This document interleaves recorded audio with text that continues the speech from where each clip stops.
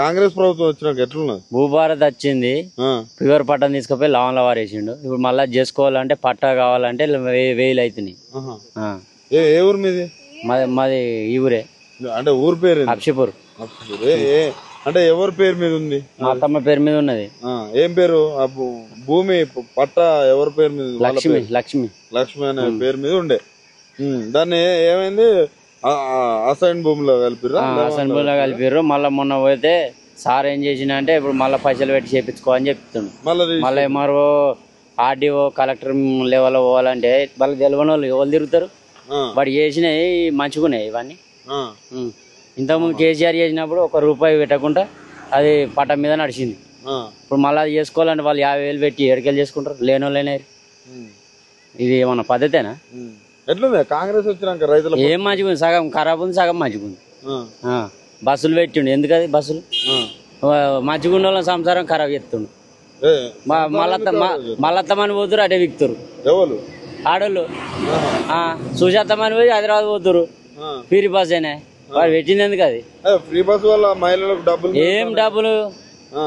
Regular duty చేసే వాళ్ళకు సేపు, మరి వీళ్ళకేం అవసరం కదా కదా.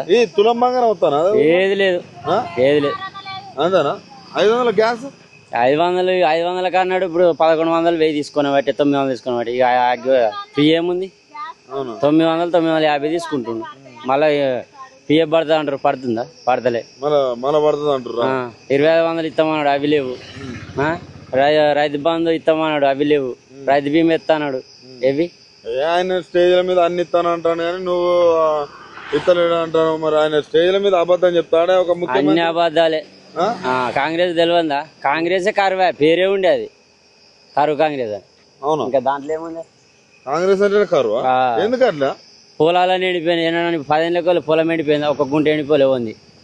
ఈసారి మొత్తం ఎండిపోయి. ఎందుకు ఎండిపోయింది? మంచి బోర్లు ఎత్తేసినాయి. కరువు, నీళ్లు లేక భూమిలో.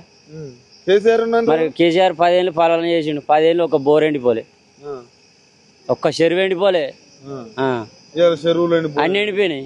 కాళేశ్వరం ఎన్నడూ ఖాళీ కాలే, ఈసారి మొత్తం ఎండిపోయింది. అసలు కాళేశ్వరం వల్ల మీకు యూజ్ లేదన్నారు కదా? యూజ్ ఉండని లేకపోని చెల్లర అయితే నిండాలి కదా. మరి ఏ చెరువు నింపిరు? వాడు చేసిన పాలన నువ్వు చేసింది ఏముంది? ఏం లేదు. ఢిల్లీకి 30 సార్లు పోతున్నావు, వస్తున్నావు, ₹10 ఖర్చు నీతో కానీ లాభం లేదు.